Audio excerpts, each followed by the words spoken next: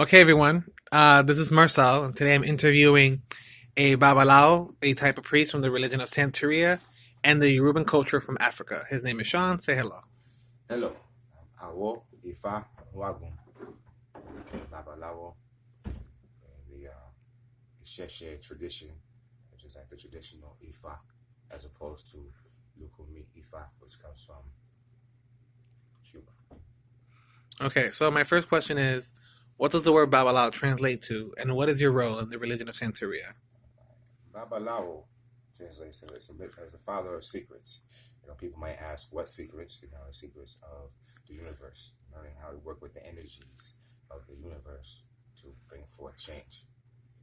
So far as Santeria goes, me being a traditional Babalawo,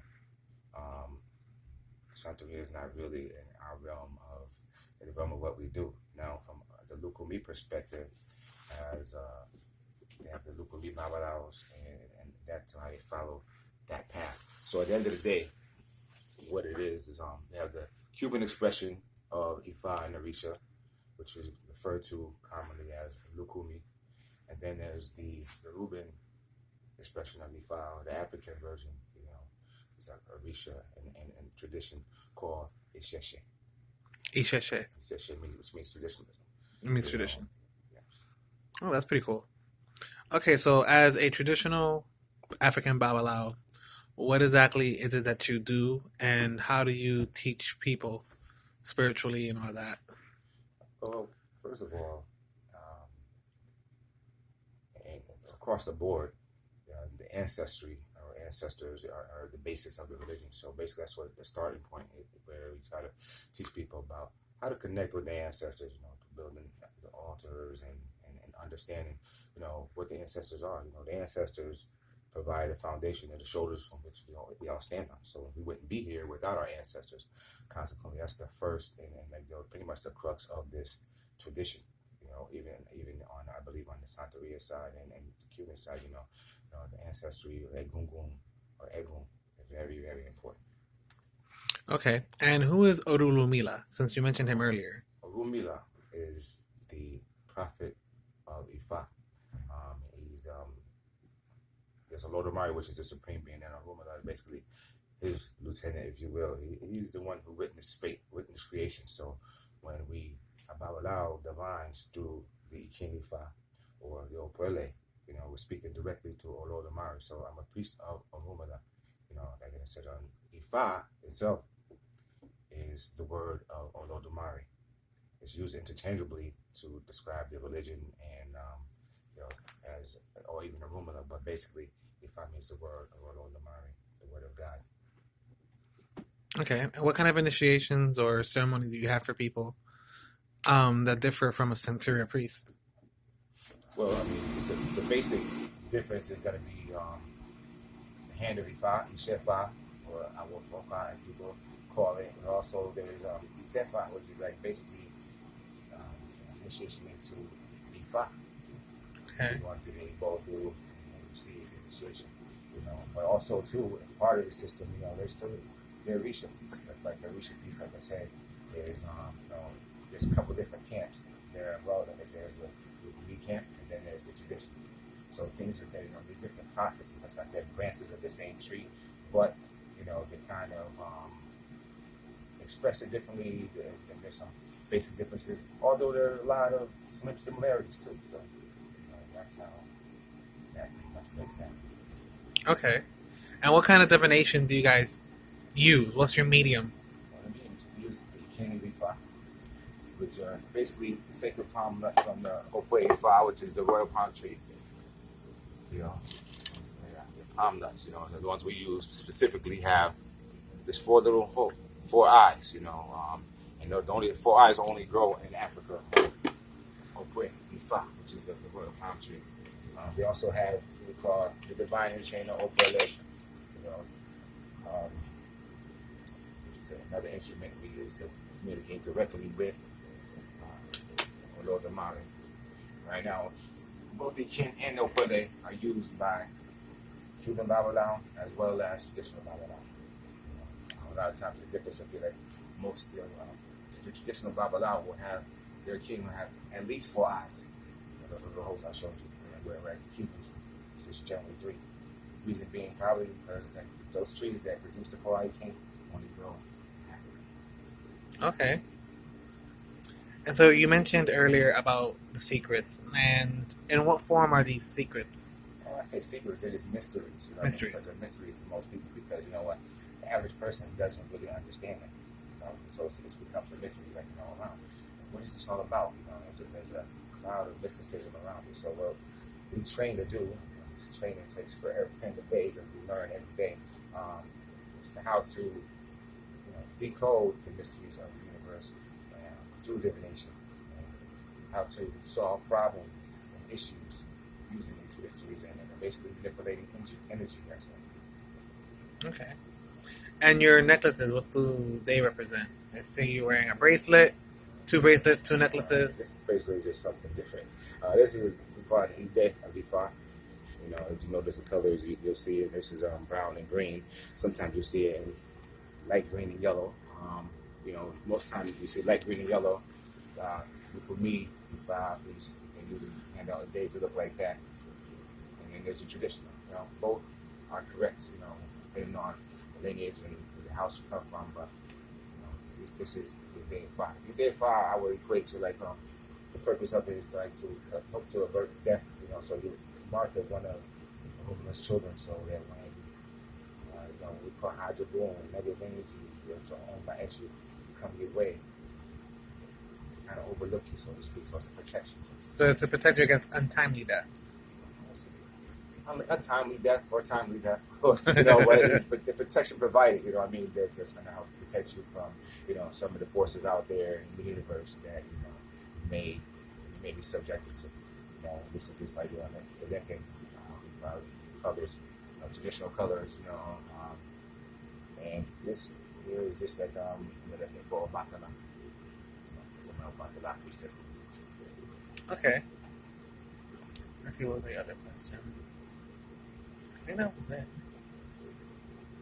You were on Santeria, you went over that. How did you feel? First of all, here's a good question. What made you want to become a Babalow? What brought you, because you probably have a Christian background, what brought you from Christianity over to here? Well, for me, Christianity, there's nothing wrong with Christians or Christianity. Let's just get that straight, first of all. But I felt that there was a lot of things that were lacking. There was a lot of unanswered questions, a lot of gaps that didn't make sense to me when I was introduced to the Orisha lifestyle, Ifa. It made sense to me from day one. And then as time went on and I started to study and continue to study, it makes more and more sense. So a lot of the gaps that, Christianity presented, or like the lack of information, or those gaps have been filled for me personally. So it's just knowing that it's a personal thing for people. Everyone has their own choices and reasons why they choose certain things. So my thing is not to put down Christianity or any other religion or path, because everybody has the path. Like even if I can help everybody, but everything's not for everybody. So we have to decide what we're going to do, what path we're going to choose, and we have to pursue our destiny in that way. Okay, and since Santeros can give out certain idols, I call them idols, or Orishas, or the idols of the Orishas. Well, icons or icons. Yes, Okay. So which ones can you give out as a traditional Babalow? The traditional Babalow, you can provide rituals and services with the hand of Ifa, just in doing the Tefa, and even Orisha that you know how to make. And traditional Ifa, as long as you know and are trained and doing the work, you can do it. So if you want to give Orisha to someone that needs it, I'm able to do that if I'm so trained. So there's really no limitation, because it's viewed differently in Africa than the way things are executed here.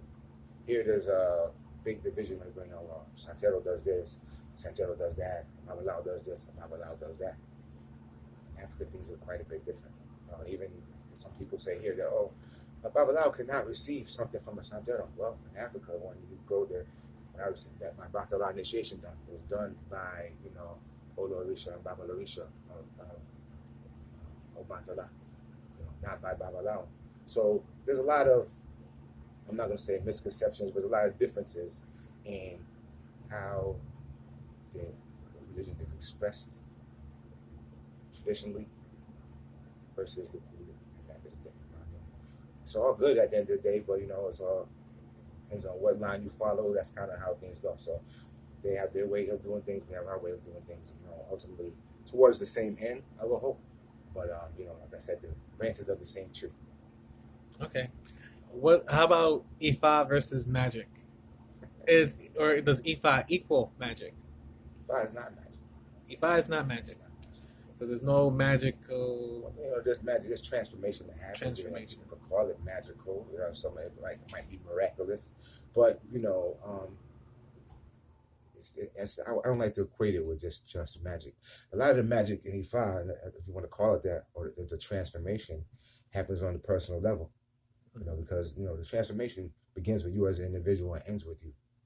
So at the end of the day, the transformation starts from the inside and comes out. So you have to. It's about transforming yourself, and that's what initiation is about. Really, just jump into a different subject. People talk about initiation. What is it? It's a new beginning. It's a rebirth. But with that, basically the old you is supposed to die, and the new you is supposed to emerge. Is that what happened with you? Well, what happened? I would say so. What happens by and large is, we all are here on earth for a reason. No one's perfect at the end of the day. Contrary to some people's popular beliefs. But what happens is this, it's like this. If someone's an idiot before they go in and be initiated, they'll be a bigger idiot later, because what happens is, initiation tends to magnify certain things to call them to your attention so that you can check yourself. So now, once you're aware, you become more aware. You should be more aware of who you are and what your purpose is. Now, it's like we look at a mirror. The mirror is not only for reflection, but for correction. So at the end of the day, we look in that mirror, we have to correct certain things. A lot of times it has to do with our character. Traditional Ifa stresses Iwa Pele, or Iwa Rere, which is gentle character and good character. So the bottom line is, we don't believe in the devil. That devil is the dark side of you. So at the end of the day, it's about good character. And, good character is requisite in Ifa. And that's what it's about, changing your character. Like my name, Awo, Ifa Moago, it means Ifa will shape my character. So, it means that, what? I got work to do on myself, as well as other people out there having work to do on themselves. So it's about your character. Try to be a person of the upright and the best character possible. And that's what it's about. Okay. I think that that pretty much sums everything up for today. Thanks, sir. I think so. Okay. Thank you for the interview. All right. And I guess, what's the blessing again? Aboru. Aboru? Aboye. Aboye? Aboshishe. Aboshishe. Which means the sacrifice is offered, the sacrifice is accepted, and the sacrifice manifests in heaven. Actually, wait, that does bring me one more question. Like in Santeria, is there animal sacrifices? Yes, there's animal sacrifice, it's blood sacrifice, and basically the purpose of blood sacrifice is to transfer energy. Sometimes someone might need some types of cleaning or something, they have negative energy attached to them. Well, basically the premise is that, they're clean with the animal, the blood or ashe of the animal. This is used to clean them in order to transfer that energy. So what happens is, you'll take the bird and they'll pass it around the person's body, cleaning their aura and everything. The bird takes on the negative energy and then is sacrificed in order to bring that energy to an end, as opposed to okay, clean this person with the bird. Now you give it to someone else to eat. What you do? You just cross-infected someone. So basically, that, in the sense of speaking, in layman's terms, that's what happens. So yeah, there is animal sacrifice, Okay. But it's not the only sacrifice that's made. There's time, energy. There's a lot of different things that people sacrifice daily. But so don't get stuck on just the animal sacrifice piece, because it's a lot larger than that. Gotcha. So. All right. Well, that now it's officially adjourned. So thank you for your time. I say.